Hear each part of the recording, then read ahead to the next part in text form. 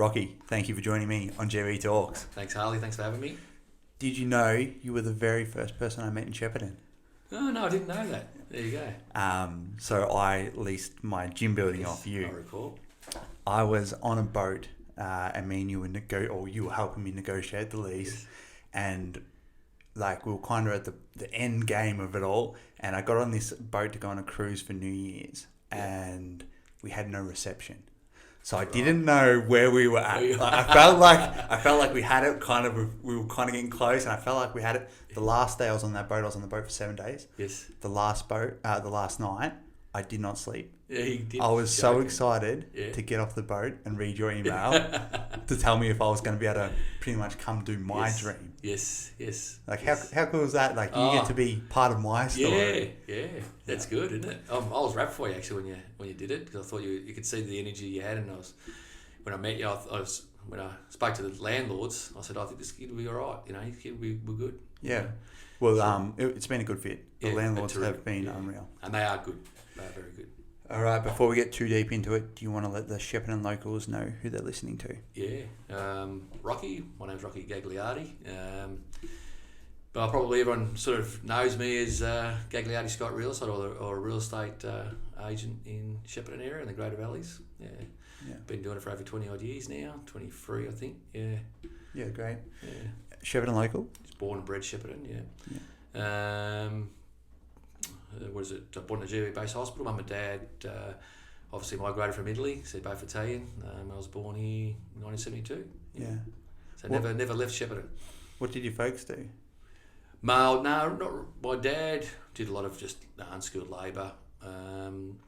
He basically worked in the orchards, orchard to orchard. He did a lot of council train lines, so helped that as well. And he worked in a couple of factories around town, I think, as well, from memory. Mum worked at SPC, as they all did during the season. I think both Mum and Dad worked at Campbell Soups, and Mum also worked at Gagliardi. You probably don't remember Gagliardi, but Gagliardi is an old wool factory. It was pretty where Oakey's toy warehouse is now. And that was a really big employer in Shepparton, Gagliardi. So a lot of the older listeners will probably remember that. But Mum worked there, I think, and I might have been in her belly at the time when I was working there, or I think it was there or Campbell's, but yeah. Yeah. Why did they move to Australia? Right, so my mum and dad come from a little small town called Fabrizia, which is in top of this big mountain in Calabria, and it's a really tiny village. So there's not really much employment. And at the time, my dad had his brothers and his uncles that come. I think his uncle come out to Australia previously, and his brothers also come out, and his sisters come out.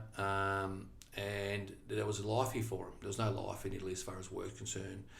And Australia at the time was driving immigration to come here to help, obviously grow the population and help, the workforce, and obviously the labour, like the orchards and so forth. And they jumped at the opportunity, I suppose, in particular Dad, when he knew he had family here.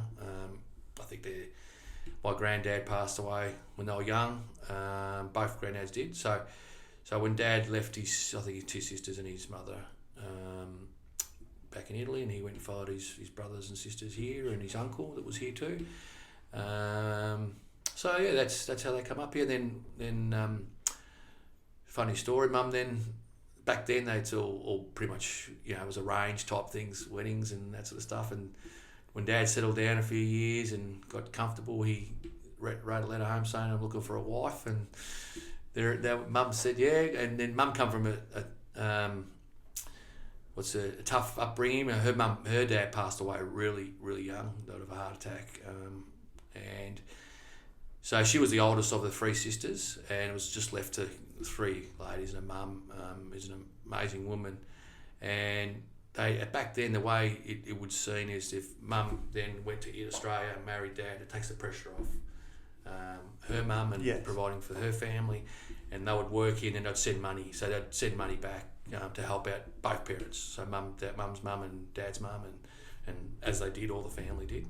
So that supported them. So that was a way of sacrificing and moving forward and starting your own family in a new world. So that would have been really daunting, Yeah. Yeah. How does your dad feel about Australia? Or does he miss Italy? I'd say they don't miss Italy anymore. I think Mum does. I think Dad, I think he's used to Australia. It's home for him. I think he's there's no ties back there for him anymore. So I think, but look, your Dad's close to 80 now. So look, I think back in the day there would have been, no doubt, there would have had times of homesickness and that. I could imagine. I can only imagine it would have been going through their heads. It would have been a hard life for any sort of migrant to come to Australia to think that way and live and miss home. But it wasn't an easy life over there either. Yeah. So you'd have positive and negatives, but yeah, I think he's quite comfortable. I think Mum misses it more. Yeah. What was your upbringing like compared to your son Jaden's? Completely different. Elaborate, please. Elaborate. Well, Jaden had Madison. Madison's my older daughter. So I keep saying it, but they probably don't resonate. But we didn't have anything growing up. I mean, and like most kids, don't have what you have today. But we were probably especially weren't well off or anything like that. That they battled all the time. Obviously working hard labour and so forth, and didn't have the knowledge of the Australian culture or the English language. So that made it that's different in itself, because then it's my responsibilities as the oldest son of the family growing up was different to say Madison's and Jaden's, but we appreciated things differently. We lived a harder life as far as day to day sort of thing. Where Jaden and Madison, they've got it all for them. It's done. It's like every kid that loves today. It's I mean they're great kids, but they probably have it no way. Like I always say to my my kids that our biggest thing, and they'll laugh if they listen to this, but I remember growing up and if I'd say to my dad, I want to buy a cricket bat, he'd just laugh at me or say, go and open a book and study, go get ahead in life, and not knowing that he didn't want me to do what he did, but I just thought he was just being really hard and this strict and, but so he wasn't really into that sport and that side of things. So there's not encouraging, and that was their mindset, where I really encourage that side of things for both my kids to do that. But my brother and I would be highly sporty, cricket, footy, you name it, and all our mates around our area. And our biggest thing I'd say to my kids, the biggest difference is for us for a cricket bat, we'd get the old wooden fence paling from next door to fall over and cut it out and make it a cricket bat, and play cricket in the front lawn or back lawn, and that was our cricket bat. That's what we made what we had. Yeah. Where these days you go into Rebel Sports or whatever, you buy a cheap bat, or it was always given to you. It was always a cricket bat. It was always so. It's a completely different lifestyle. Yeah, I'm sure you teach your kids appreciation, but it's different when you actually lived it. Correct. When you've actually it hasn't been taught to you. You just had to learn how to appreciate what you had, because literally that's all you had. And we're living in a time where it's abundance of everything, which is a good problem to have. Yes, correct. Yeah. You'd be happy that your kids are so abundantly, so many opportunities. Yeah, I didn't want to go for what we did, but we didn't know any different. But we could see other kids, what they had, what they got. Yeah. Well, no, we didn't. We didn't have the brands. We didn't have all that, but the other kids did. But we didn't worry us. We were happy, and we knew what the limitations were. Plus myself growing up, I was the oldest. So to me, I was sort of fortunate being the communicator between, help mum and dad to talk to people and translate or sign documents or go to a doctor or do this. So all that sort of stuff. When I got a bit older, a lot of my auntie and that helped mum and dad at that stage. But when I got older, I'm talking 6 or 7 or 8, when I could understand a bit better, that I took a lot more responsibility and in that time frame, and it still happens today, but my time's probably not as great. So my brother, my sister, when she was here in Norway, that they do a lot more of that now. But yeah. Did you finish school? Yeah, finished year 12. What did you want to do? I was a dreamer back then, Harley. So I didn't know what I wanted to do really, but my ambition, what I wanted to be, was sports management at the time, and I remember looking into it, and I think Swinburne at the time was around, and they had a sports management class or course, but just didn't have the opportunity to do it in that regards. And I didn't think you needed to be past year 12 to do it or anything like that at the time. But when I finished school, it was pretty much the recession time. So it was no work out there, and I didn't have the smarts, the book smarts. I wasn't the cleverest bloke in the classroom. I think a lot of my teachers, like Lindsay Dan would probably tell you that. You had him on here not long ago. He was one of my teachers, and he was a great teacher. But but I'd learnt my street smarts probably more. I was smarter at that than actually the books, if that makes sense. And realised that that was too hard to do because there's a lot of study to do back then to go and do sports management. So I concentrated on working and forging ahead. Yeah. What journey jobs did you have? Sorry, I missed that. Like, what journey jobs did you have? Oh, I had I worked from like Kmart and the cash registers when I was 16. From there, I also worked at the Shepparton Hotels, bar manager downstairs for a little bit, and upstairs in the nightclub. Jeffrey Thompson package shed, Campbell Soups. I worked there for 4 or 5 years, full time. SPC, I worked there seasonal. I drove pizza deliveries there for a while. I worked in a pizza shop for another pizza shop for a while. I forgot. Probably a few more jobs that I did. But at one stage, I had 3 or 4 jobs to make up a full-time job because there wasn't a really lot of full-time jobs around at the time because of the recession. And interest rates were pretty high. But if you look for it, you found it. And the work you found. So yeah, you could probably relate that work ethic back to your upbringing. Yeah, we had no choice. Like, we saw how hard everyone worked, and not just my mum and dad, but all our families and their older general uncles and aunties and cousins, older cousins and that.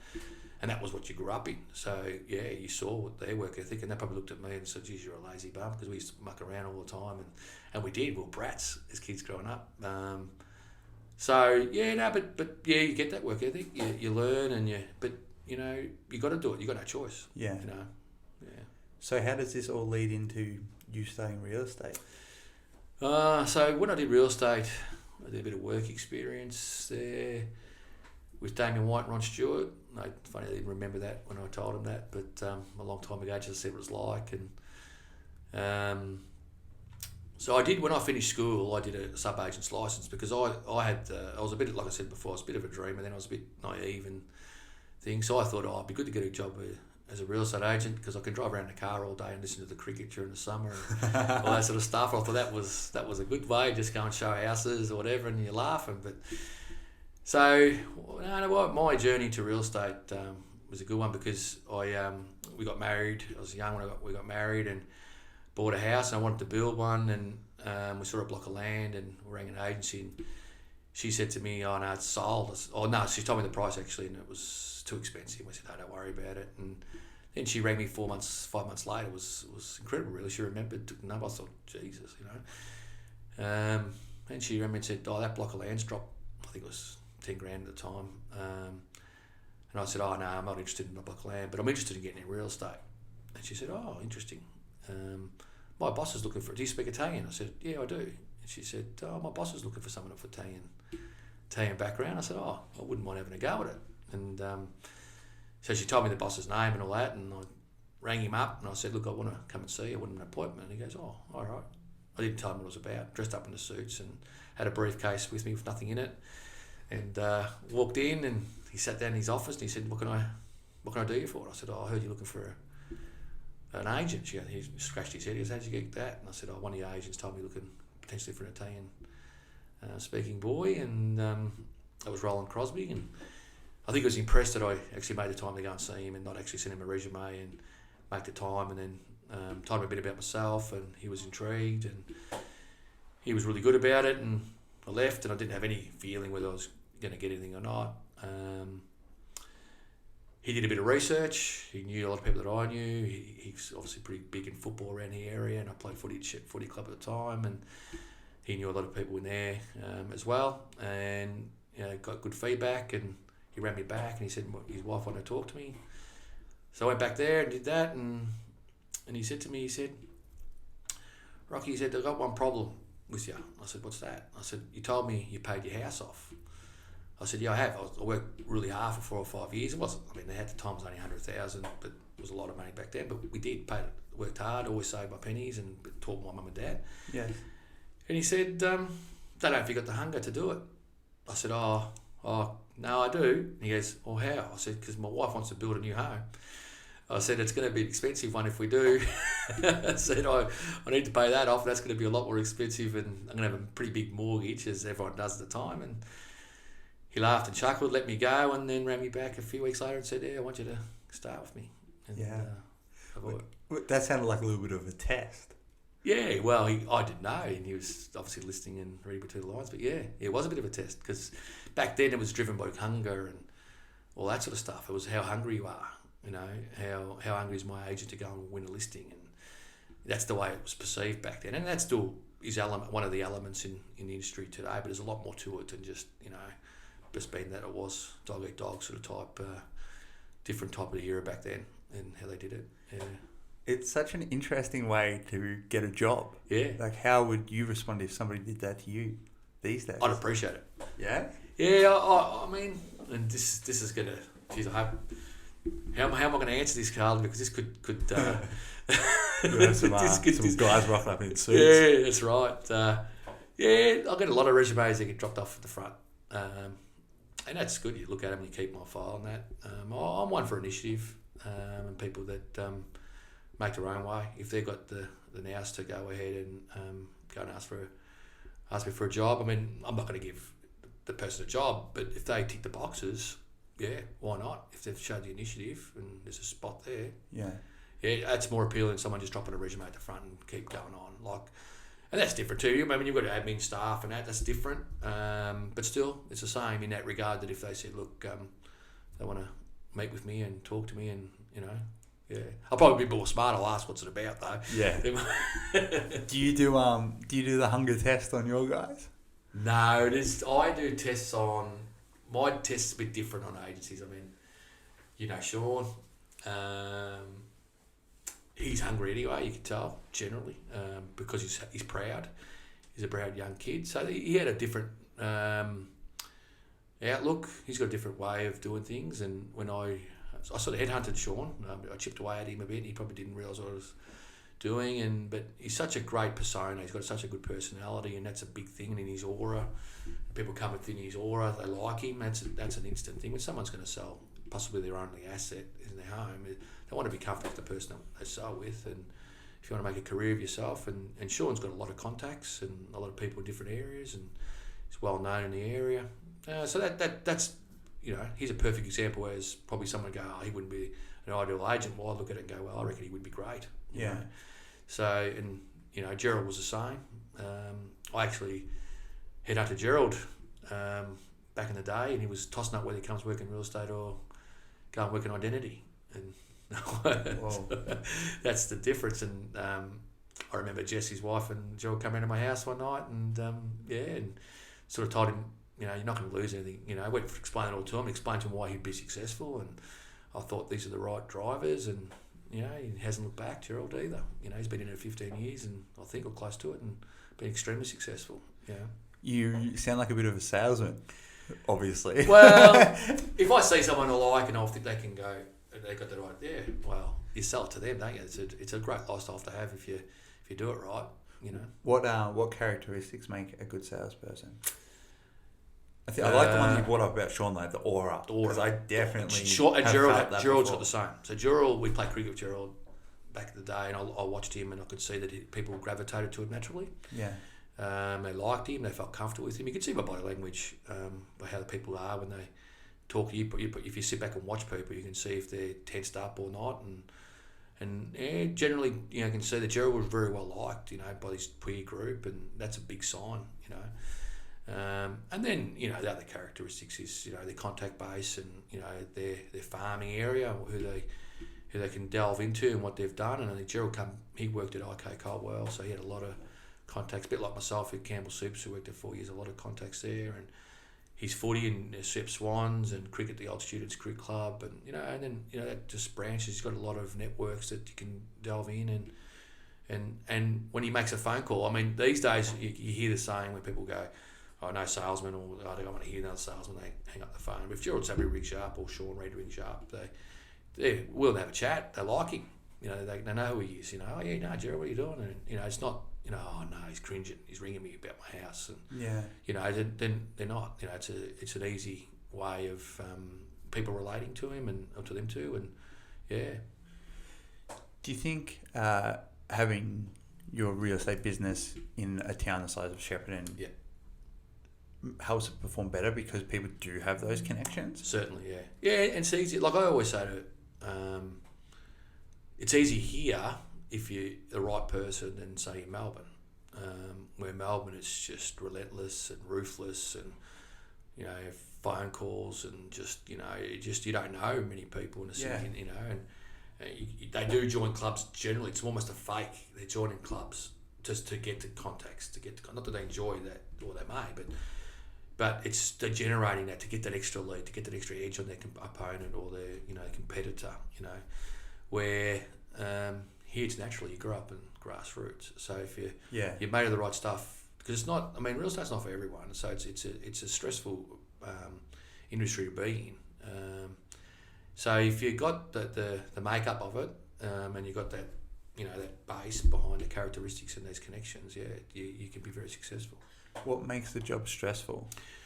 Well, if you become at a certain level, and I mean, like if you get to a level that you're successful at, so you become a successful real estate agent, then there's no doubt there's stress. You're handling multiple properties for people that it's primarily their own asset. And there's a lot of emotion involved, not just by the vendor, by the purchaser. You're negotiating the best possible figure for everyone, and not just the owner, but the purchaser also needs to feel like they're dealing with someone. Because if you're dealing with a purchaser and you've got a good relationship, that's even better for the owner, and if you can get that dialogue going and negotiate that, then you ultimately get the best price. So and then you're on you're on the phone 24/7. So you're always on call. People don't really you're in the industry, you're in the public eye. So if so the people know they can ring you on a Sunday afternoon. Yeah. They can ring you Saturday. They can text you late at night. I get text messages 11 o'clock at night from randoms looking to buy this, looking to buy that. And the era of the internet these days that people can contact you at any time. On email as well. So there's a lot of stress involved because you got deadlines to meet, contracts to meet, you got deals to put together. You've got to handle properties that sort of hit hurdles, whether there's a whiteout inspection gone bad or a structural problem, or just a finance clause that's sort of turned pear shape, and trying to negotiate with vendors, and every individual vendor, rightfully so, expects that service that you're there for them, but you're dealing with 10, 15, 20 or 30, and that's why we're pretty good in our office, because we're all working well, we're all a great team, everyone helps one another out. So that takes that stress and pressure off, everyone chips in. But it's with you 24/7. You go on a holiday, you said you went away and you couldn't get reception. That makes it very hard for me to go to a cruise or something that when you can't get reception for 2 weeks, it just wouldn't be able to be possible. I'd have to buy internet coverage and to make sure I'm available and contact people. When you're doing these negotiations, people probably don't realise that you're not the one saying no, it's somebody else on the other side. So do you ever get any backlash? Oh, yeah, you do. Not just for that, but you do. And a lot of it, it's not directed at you. A lot of them know. They're just emotion. You're the man they're talking to. So you got to decipher that, and go, well, it's not personal, and they're not. It's not. And they know themselves. They're not deliberately. They'll apologise, whatever. And say, I'm not having a go at you. No, I realise that, mate. But I'm only negotiating for the owner, and we're a different era now. Everyone's educated. Like you look at the block and all that sort of stuff. They know. They tell you, because they know that you're doing the best for the job. A lot of people say, look, I know you're working for the landlord or the vendor. I know that. So that part of it's not a real big problem these days as far as handling that side of things. But it's handling the disappointment, especially when in a boom. We're in a moment. You got a listing and there's 6 or 7 trying to buy a property, and 6 are going to miss out if the 7th one buys it. And how do you, as a business person, you got to be very transparent, and you got to be delicate how you negotiate with all those, because it's hard not to keep everyone happy, and to let them know in a way that they're not, someone's going to miss out, you know, and not be your fault for that reason to miss out, you know. So that's a balancing act, and that becomes stressful at times. You know, they used to keep me up at night once upon a time, and once upon a time, you know, that sort of stuff. When I first started, was if it was a finance, I used to be so invested and so emotionally involved with a vendor, and if I'd know the house was almost going to fall over because the finance before the owner would know, and I'd go to bed that night going, oh, how am I going to tell it to them? And because I know what's at the end of them, because they might have another purchase at the end of it, they might have something else at the other side of that sale. And how am I going to talk to them about this? And you know, so you know, you ride the ride with them. If that makes sense, you know. Yeah, and it's an experience thing. If I'm, like you said, I've got this one asset, it's all I've got, and I say I want $400,000 for it, you come have a look at it and you say it's worth $350. How do you have that conversation? Well, we're pretty front. Like we've worked out a long time ago. I worked out, and we train our staff to be as upfront, as honest as possible that we think it's worth, because what we don't want, and I always say to my owners, is that, you know, it's worth 400. I know you want 400, and I have the same conversation with everyone. Everyone wants more than what it's worth, or more than what we say it's worth. And if we say it's worth and they agree, they just want a bit more to cover costs and so forth. But what I say to them, listen, I don't want to tell you it's worth 400, because in 3 or 4 weeks' time we're going to have 17 people through, and I'm getting offers around 350, 360. And I'm going to tell you, you know, I thought it was worth 360. You should take that. And if I said to you, Tony, it's worth 400, you're going to say, well, you didn't tell me it was worth 360 a few weeks ago. You know, you told me it was worth 400. So, and a lot of vendors are pretty smart and switched on. They're pretty savvy. So what we would do is go, look, you know, look, it's worth 350, 360, whatever. You want 400? We're happy to try. That's we don't get paid if we don't sell. So we'll be doing everything in our power to sell the home for you for 400. We'll do our best, and we're not saying it won't sell for that. We're just giving you the evidence of history. What's sold the last 3 or 4 weeks, with our experience and so forth, and see what the public say.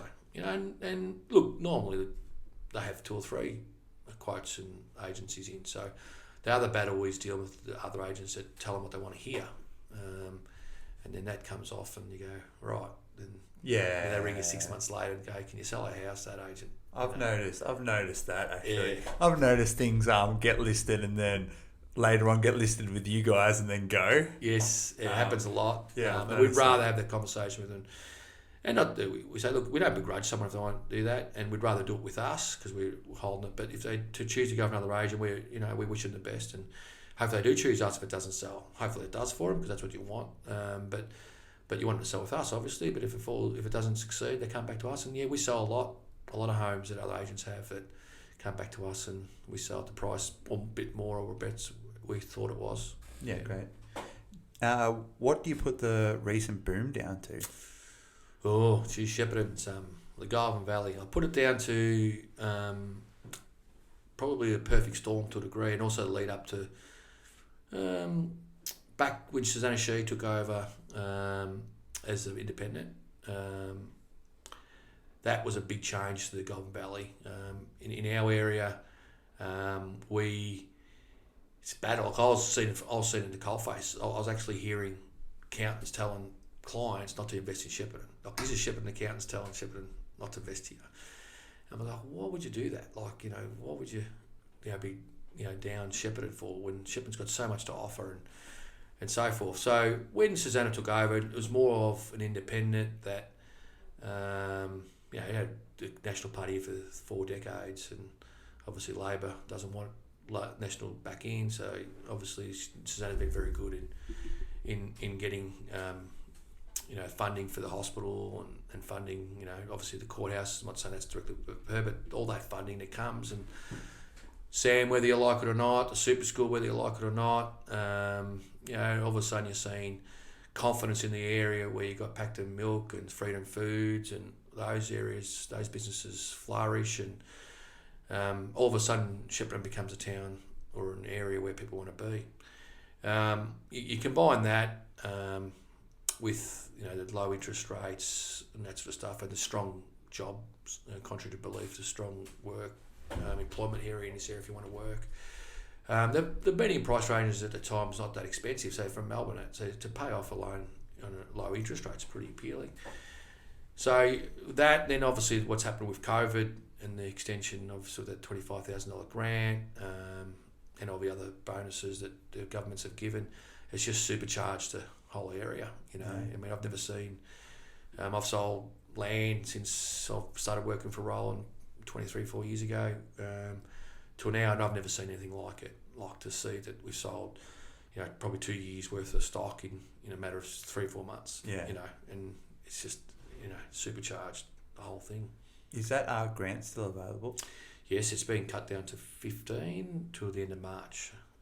Can you tell the people a little bit more about that? Like what? Yeah, so I think if you could buy a block of land, what the government did was extend it because it was just too hard to happen. I think it was till December the 31st. It was $25,000 available, but you had to sign a contract with a building company in a nutshell before the 31st, and you got to start 3 months after that.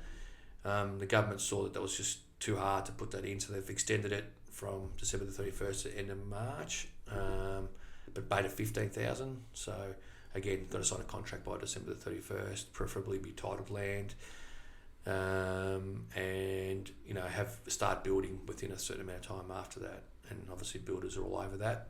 So talk to your builders or ring the office if people want to know more about that. But the problem we got at the moment is there's no land to give them. So when we see a resale block, you know, we're getting big dollars for resale blocks, you know, because they can build. So there's a combination of things. They can get you 15 grand, plus you can save yourself, you know, an extra 12, 18 months of rent if they've already sold. You know, so it's a big saving if you can get a land now and build. You know, someone's just going to sell resell a block. Yeah, definitely. So you started with work experience and then started in real estate. How did you get to starting your own agency? Yeah, so got headhunted, worked for another agency, was there for, I can't remember now, a long time. Darren and myself were 60% owners of that business. Not many people knew that. We own majority of the business. Like business tends to happen, and you don't see eye to eye, whatever, for whatever reason, and relationships break down, partnerships break down. So we thought it was a good opportunity to start our own, and the biggest thing was I didn't want to have my own name on the business, neither did Darren.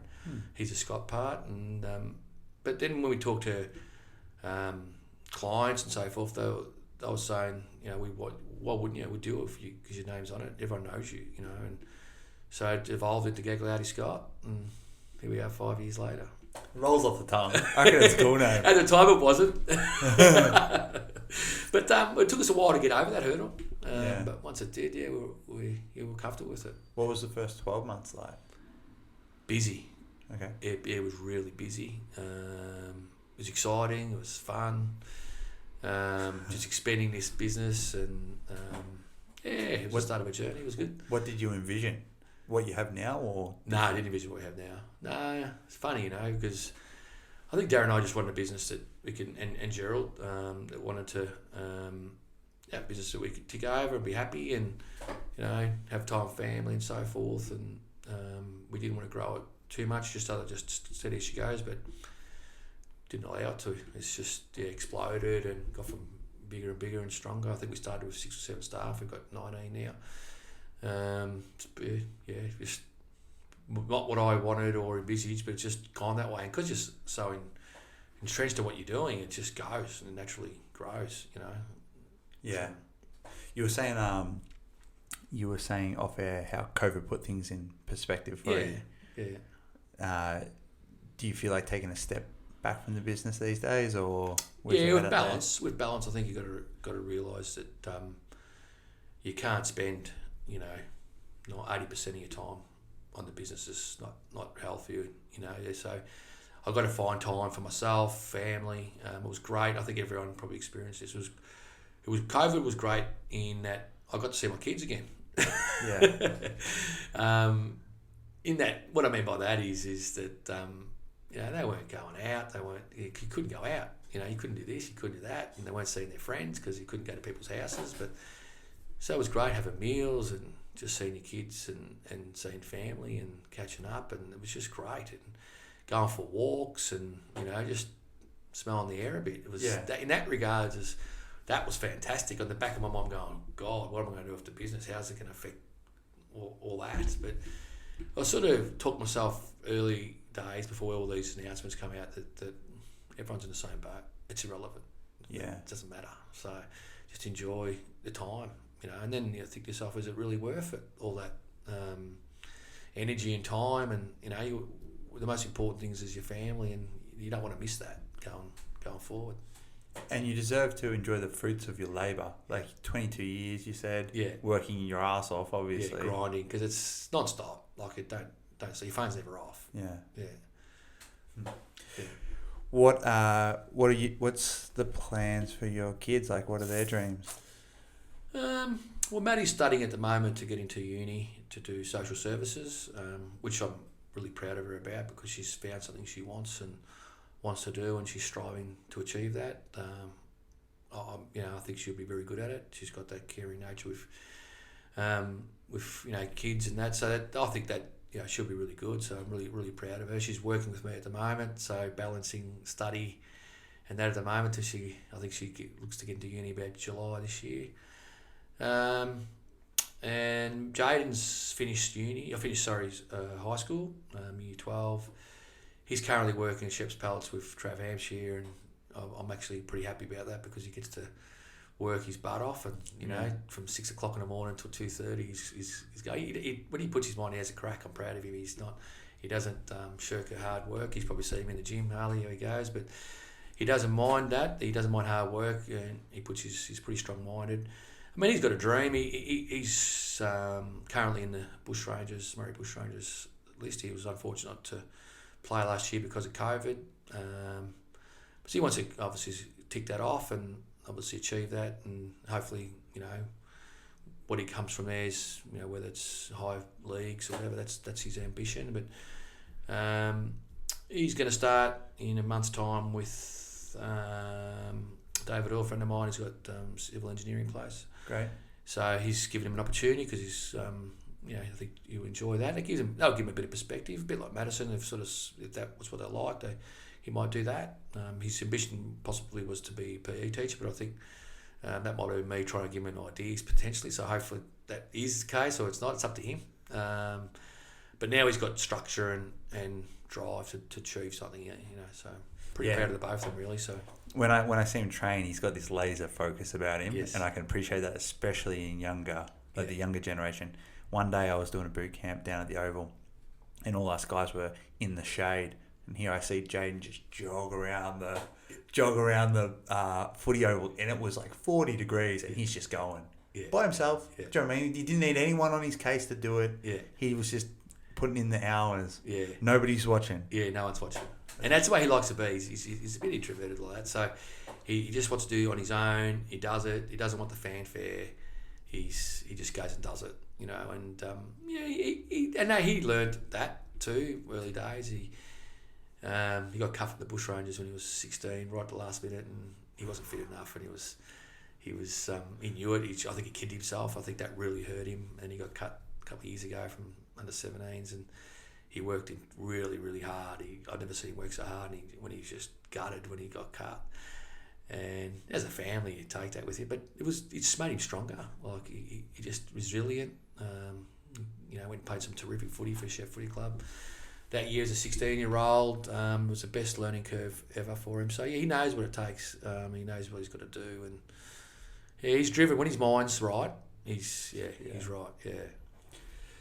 Can you remember a time specifically where you've just been doing your job, like what you were supposed to do, but you've leased a commercial property to a young business owner, or you've sold a house to maybe a couple with a brand new baby, and they've just been so ecstatic that it's affected you? Oh, geez, I wasn't expecting that question. Multiple, like I've had that many feelings a lot of times. Like I reckon more the so when ones where you're looking for someone and you're finding they're what they want and their dream. Yeah. And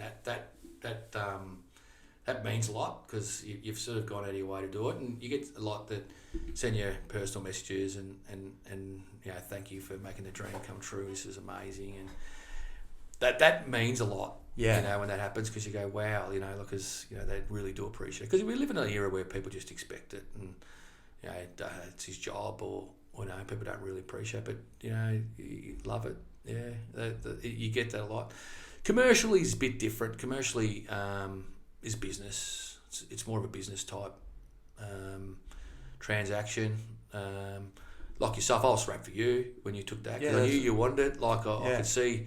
I could see that you were wanting to start the business, and like I've got one just recently. I've just leased, and terrific landlords and going to be terrific young kids, and they're just raw in how to do a commercial transaction, in lease. And look, so are the landlords, but they're both terrific people, like terrific parties, and I see it so often. Later on, when they get to know one another, they hit it off, or when that happens. And I've just rapped for this because he's been trying for 12 months with COVID kicked in, and he's sort of back on it. The couple both stuck at it, and I know they're going to be successful because they've got the right business model, but they're very analytical. They're conservative, but not. They're conservative in how they're going to go about it, but they're very. They're having a crack at having a business. Their businesses will be successful because it's the right growth field. But I know by the way they've gone about it that they'll be good. Yeah, great. Where I see others, I can see that you just know straight away. I tell myself, these people they're dreamers because they're just the questions they're asking, or they don't realise, that you just go, they're not. I can't recommend them to a landlord. It's not going to happen. Mm. Yeah, definitely. I've been selling some gym equipment on the marketplace, Facebook. And yesterday I put up some stuff, and there was a section to sell my house. Yes. You can sell your house on Facebook? Yeah, you can sell your house on Facebook. I sell it on our Facebook site, but the people sell it on that, is it Gumtree or whatever they sell it to, or whatever? Yeah, can you legally do that? Or Yeah, you can sell your own home. Yeah. Well, is that something that you worry about? Nah. It doesn't happen very often. I hope no one gets offended by this if people puts a house in the market privately, but not often there's a winner in someone who sells a house privately. Okay. Like if someone wants a private for sale sign, there's not always there's always the loser is going to either be the buyer or the seller, because the owner's trying to save cash or trying to save money, or they've had a bad experience with an agent or whatever. But they're not up to date with the marketplace. They're not up to date for the database that you got. They're not up to date with who could be a time waster, who could not be, and all that sort of stuff. And the same on the flip side, you've got a buyer that's looking to buy their property and looking for advice, and they can ask where they're sort of going to be cold, and they don't know what the market potentially sometimes is. They could pay well over the odds, or in the case of an owner, they could sell it well under the odds, as well. So. Yeah, with big business, it would always be best to get an expert in the field. A lot of people don't have the time to sell their own home. That's why I'm not worried about it. It's 20, so you're not concentrating on it. You're not experienced. Like I get owners who ring me and question certain steps of the transaction, and they'll go, no, that's normal, that's right. And you ease them through, and you go through the process, and some ring up and they're stressed, and they're and it's okay, it's all good, this is normal, like, oh, thank God, thank God. And even as simple as, and this is a little bit digressive, but even as simple as a final inspection, people are panicking because their house is not ready, but someone wants to look at a final. I said, it's okay. Every house that sells, people are still packing, at the last day. Yeah. And just things like that, people worry, and you're there to give them advice and so forth, and you don't see a lot of private sales, but if they do, I think a lot of them are trying to get ahead of the game, but some win, but some don't. Yeah, I understand. Last two questions, Rocky. Yes. How do you feel about your life in reflection from this point now? Jesus, we spoke about this last night, actually. I didn't know this question was coming up. Yesterday it was. Look, I'm pretty happy with my life. You got one chance at it. when I was growing up, you reflect back when I was younger, I didn't think I was going to be much more than a factory worker, and because I wasn't smart at school. And if you said to me back when I was 18, you're going to own 2 successful businesses in your journey, and you're going to be very successful at what you do, you're going to have a really chosen career path, I would have said, no way. Yeah. So how can you not be, proud of, where I'm at the moment? I've got 2 beautiful kids. I've got a beautiful wife. Got great staff that work for me. Great family. I mean, I don't know. Nothing to be sad about. That's awesome. Yeah, like we said, you put in the work and now you get to reap the rewards. Yeah. Last question: who locally inspires you? My mum. I might not show that, but I always look back at things in myself, and if things get a bit tough, or we're in my industry is pretty emotionally, you're invested all the time, so it does become stressful until you're in it, you don't realise, and things get a bit tough. And I always look about Mum, and I think about her journey, and she tracks over from Italy on a 3-month boat to meet Dad, who's she's never met before, and then come to in a foreign country that she knows no one, like get to know my Dad's family, and then all she knows is us, and the work ethic she did, and to bring us ahead, and do it with no education, do it with nothing, and just see the day-to-day battles, and she cares for Dad, and I just think, I look at her and I go, wow, I couldn't do that.